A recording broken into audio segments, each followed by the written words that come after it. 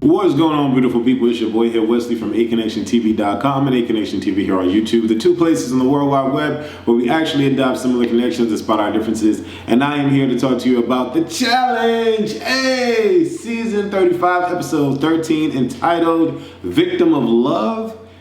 Who's in love on the show right now? Now, I know some of you guys are mad at me. I haven't done a review in like 4 weeks or 3 weeks. I haven't done 3 episodes. We've lost Wes to Bananas. Who else is gone? I don't know. A couple people have gone. Nany's gone. We've lost quite a few people before I was able to do a review. And, you know, a lot has happened. Black Lives Matter, George Floyd, D saying something so ignorant on social media and now being blacklisted from MTV. And it's the weirdest thing because you literally don't see her anymore. So much has happened in the last couple of weeks, but if you guys follow me, then you know that I've been in the process of moving. I'm actually moved now into a bigger situation, which is great for me and the dog and Vic. So a lot has been going on, and I'm filming The Mister now. Season 2 on AConnectionTV.com is coming soon, so I've been filming that, and so it's just been very, very hectic to get my regularly review program happening. But I'm here to talk about episode 13, and there's really not much to say about the past episodes, you know. I think the first time I actually felt like Bananas was a human being was the episode where he went up against Wes. The relationship that they have with each other was really cool to see and cool to watch. Am I a fan of Bananas? No. Am I a fan of Wes? No. But I believe that them putting everything to the side was really, it really showed that they're just regular people at the end of the day, or could be regular people at the end of the day. So it was cool to see that. But let's talk about this particular episode. There was a lot that happened in this episode that really got me to thinking and really understanding that, or why the challenge is such a phenomenal show. The challenge is so great to watch because we're dealing with real people that we've grown up with, that we've seen go through multiple situations, crazy situations, triumphs, defeats, and we're following these people along with their journey. Yeah, they get paid to be on the show, whatever the case may be, especially these veterans or whatever, and they're fighting for $1 million. But I love the fact that these are real people that we're dealing with. Of course, you have the Bananas and the Wesses of the world that have become celebrities in this bubble of the challenge. And we don't always get to see them be as authentic as we would like them to be, as opposed to just being a character that they've created. But then you have the Bayleighs of the world, the Kaycees of the world, the Nanys of the world, who she seems to play her role every time she comes on the show. And it is quite entertaining to watch her with the Corys, the Nelsons, the Melissas, you know. I like watching these real people go through these scenarios because I feel like I'm not going to get a script. And so this particular episode definitely held strong to that because I felt like I was not watching a scripted show. And every bit of this particular episode was so good to watch. From Bayleigh sending Swaggy into purgatory and then losing her #1 ace, to now having to fight to stay alive mentally, spiritually, and against all odds, I feel, because no one was really there for Bayleigh, because according to everyone else, she was just stuck on Swaggy and her social game wasn't the best. Okay.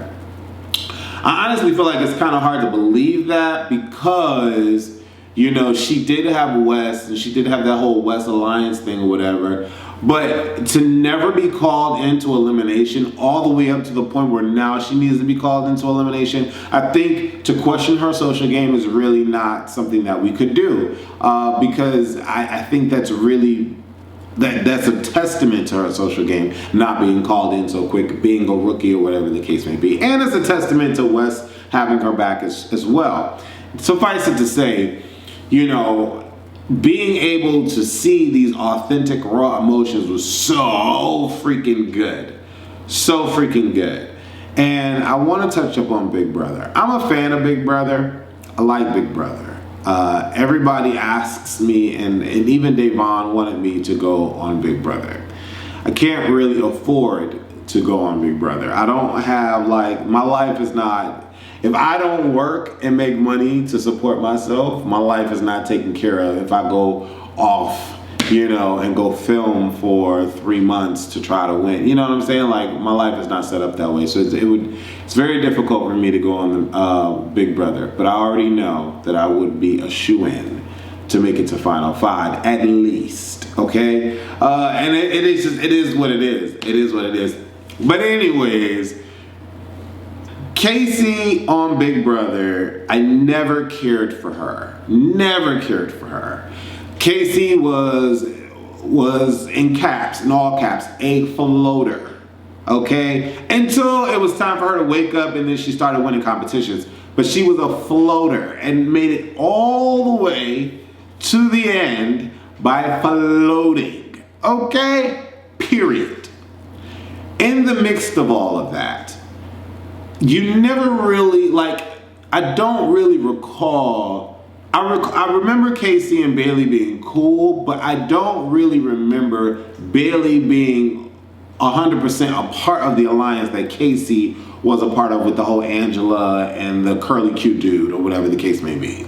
Like, it was always, Bayleigh was always on the outs compared to that little threesome alliance that they had, okay? Now, behind the scenes and all of that, clearly they had some friendships and flirtations or whatever going on. But come to find out that Kaycee never really cared for Bayleigh as much as Bayleigh cared for Kaycee.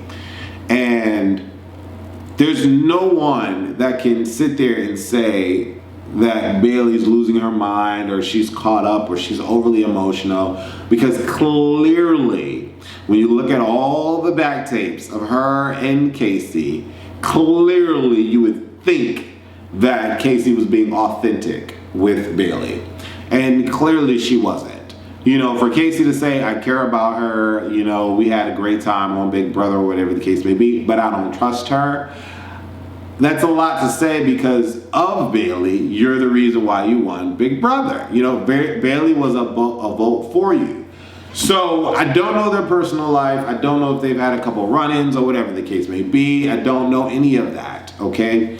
And I kind of feel like that's irregardless, because I kind of feel like if Bayleigh and her really had that many of a run-in, that Bayleigh wouldn't have lost her shit the way that she did this particular episode. And so for us to get to the point where we're at the tribunal and we're talking, okay, and you know, Kaycee is like, oh, she's a liar, she's making up stuff, she's this, she's that, whatever the case may be, it was never that serious, this and that and the third. But then you go ahead and say, before you say all that, that yes, you had a conversation with her, that y'all were gonna ride together and y'all were gonna support each other. All the Big Brother people had that kind of conversation. And so how does both conversations make sense coming out of your mouth? I don't understand that. You know, okay, you meet Nany and now you feel like you're switched, or you're no longer cool with Bayleigh because you don't trust her. What happened in the bunker that made you feel like you couldn't trust her? That's what I'm really trying to understand and really trying to get to know. I mean, you and Bayleigh and a couple of the ladies tried to plot against Nelson early on. So what made you feel like you couldn't trust her? I don't understand that. And for Kaycee to say that she's lying and Bayleigh is this and that and the third. Now, one thing we know Bayleigh not to be is a liar. If I recall correctly, Bayleigh never lied on Big Brother. She just played the game in a sense of letting people know where they stood or where she stood with them right from the get-go, right from the jump. It was never like, oh, I'm gonna bring you to the end, and then psych, you're getting kicked out and blindsided. It was never that. And so I always had that kind of respect for Bayleigh. And I felt bad watching her throughout this episode because she did not have swag either to calm her nerves, to give her, some encouragement, or to be that shoulder to lean on. And at this point, Bayleigh doesn't have anybody. No one is really on her side like that. I really want to know what happened with her and Anissa, because I loved seeing the two of them be cool, calm, and collected when they were, at the times that they were. But I always wanted, like, what happened? Bayleigh is going through her emotions. She feels betrayed. We get to nominations. She doesn't speak up. And, everybody was like, why didn't she speak up? Nelson and Kyle was like, she didn't defend herself. Why would she? What would be the point? What would be the point for her to waste her energy? And when this particular one person is the deciding vote, what would, like, Kyle, D, like those two, or what, and then Melissa vote for herself. So that's 3 votes. So what would be the point, Kyle and Nelson, for her to scream, bicker, and like, what would be the point? It's 3 against 3. It is what it is. It was an uphill battle. She called it, and I called it. It would have made no sense. And so we get to the point where Jenny is comforting Bayleigh, and I'm appreciative of this. I think Jenny is a stand-up chick. She really is. And Nelson, regardless of everything that they went through, Nelson, I feel like Nelson. Well, let me not say that. Everything's not a black thing, but it's like, damn, you see this chick, down and out of her luck. And to be honest, I'm wondering where everybody else was. I'm wondering why Nelson was the only one that, out of the men, that wanted to, like, make sure she was good. Where was Corey? Where was Fessy? Fuck Josh. We already know we already know. Even Bananas kind of was like, at least gauging her with conversation or whatever the case may be. So I really felt it was good to see. It was good to see Nelson do that, and it was good to see Jenny do that. I think Nany finally met her match. Nany met her match in two ways. With Melissa going against her in elimination, which, by the way, this girl is doing this whole thing pregnant, and I don't understand how she's able to. I don't know how that works with the female body and her still being able to do all this stuff pregnant. And then with Bayleigh, Nany has argued with everyone. Nany has argued with everyone. And it was at the point where I'm like, okay, Nany is not a punk. She gonna argue with everyone, even though she a hoe. She arguing with everybody. She gonna scrap with everybody. She like that chick from Players Club. She gonna scrap with everybody. That's what I'm thinking. But when it came down to it, when it came down to her, even after Bayleigh called her a lying ass hoe, Nany, old-fashioned Nany would have been ripping and running through this girl to say, what? We've seen Nany go after dudes. You know what I'm saying? But she did not go after Bayleigh. She did not go after Bayleigh at all. After Bayleigh called her a lying asshole and then told her I ain't scared, Nany was gone. Bye-bye. What? Are you serious? And I'm just like, whoa. Either Bayleigh is intimidating as shit, or Nany was scared as, you know what I'm saying? There's no way I couldn't understand. She was arguing with Anissa. Nany has argued with everybody. So it just makes me, I can't believe, after being straight to your side of your face, lying asshole. And then when she asked, what you say? She said, you a lying asshole. She said it. She said it again. And you just walk out the room, Nany, you punk. You're a punk. Well, at least now you're not a punk, but you scared of Bayleigh, though. It was good TV. And then to have Kaycee be told by Nany what was going on, and then Kaycee goes to the room like she's about to do something. I'm like, Josh, female Josh, down. You're not going to do anything. You're just not going to do anything. And in Bayleigh fashion, my girl starts screaming and her mouth started drying up. I'm glad she didn't bleed this time. I'm glad she didn't bleed because she bled on Big Brother. I'm glad she didn't bleed. But, you know, Bayleigh was expressing how she felt, and it was what it was. Bayleigh didn't say they had sex. She didn't say they had sex. She said they slept together. And when you sleep with someone in the bed, that's sleeping together, Kaycee. Let's get it right, okay? And then again, when we look at all of the clips, you and Bayleigh were you and Nany, period. But then Fessy comes on and says that he feels that it was never stronger than what he thought it was, which was a friendship. And he feels that Kaycee just played the game, and unfortunately, you know, Bayleigh bit the bullet, you know, thinking that it was real emotions coming from Kaycee and authenticity coming from Kaycee, but it wasn't. You know, for Kaycee to sit here and say that she can't trust Bayleigh after what she pulls on Bayleigh, I don't know. Who can't we really trust, Kaycee? You know, and then, you know, when we got to the tribunal and Bayleigh was letting it all out and everybody was so shocked or whatever the case may be, and then Bayleigh calls out Nany, and again Nany is punk and doesn't say much of anything, and then, you know, when Bayleigh leaves or whatever, Josh wants to chime in and everybody wants to chime in or whatever the case may be. It is what it is.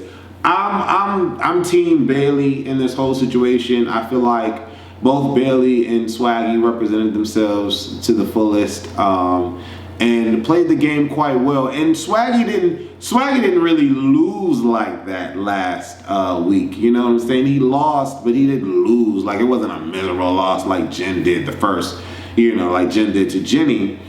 But this was a good episode. Bayleigh made it farther than you, Nany, in her first season. Sucks for you. Is Nany gonna come back again, find a new rookie, get all booed up with the new rookie, and then leave right before the final again? You know, Leroy seems to be having that same problem. You know, should they give up? I don't know. Y'all leave your comments below. Let me know what y'all thought about this particular episode. I thought it was really, really good, and I'm team Bayleigh all day long, because she seems righteous and legit. And I'm glad that, again, Jenny and Nelson kind of was there for her. So shouts out to them. And, you know, to watch Bayleigh tweet throughout this process has been interesting too. She said that she wasn't going to tweet that much this particular night because I'm sure this was a hard episode for her to watch. And I hope she's good. She got Swaggy and they're rich. So she's fine. She's not worried about this. And honestly, I don't want Swaggy and Bayleigh to go on Big Brother. I just feel like if they do, they're going to be targets. And before I leave, let's talk about D real quick. Now, I just hope that MTV gets really, really serious about BLM and really treats all of their contestants the way that they're treating D. Now, I'm not a fan of D by no means. And the stuff that she said and the interaction that she had with Bayleigh on social media was ignorant as shit, okay? But let's not act like a lot of these popular white counterparts that come and go back and forth, the stuff that they've done on these shows and the chances that they get to come back on these shows has not been just swept under the rug. If we're gonna treat one person this particular way, we need to treat everybody that particular way. And if we're gonna really act like we care about BLM, y'all casting need to be a hell of a lot thicker of BLMs, period.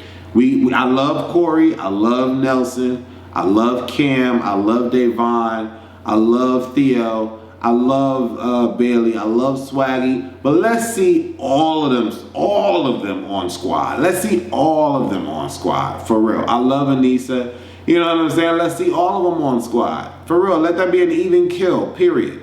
You know, having having 28 cast members and having 5 be black, that's not, what are we doing? What are we even thinking about doing? I don't understand that. But anyways, leave your comments below. Let me know what you thought about this particular episode. Are you team Bayleigh or are you team Nany or are you team Kaycee? Let me know. Love you guys. Deuces.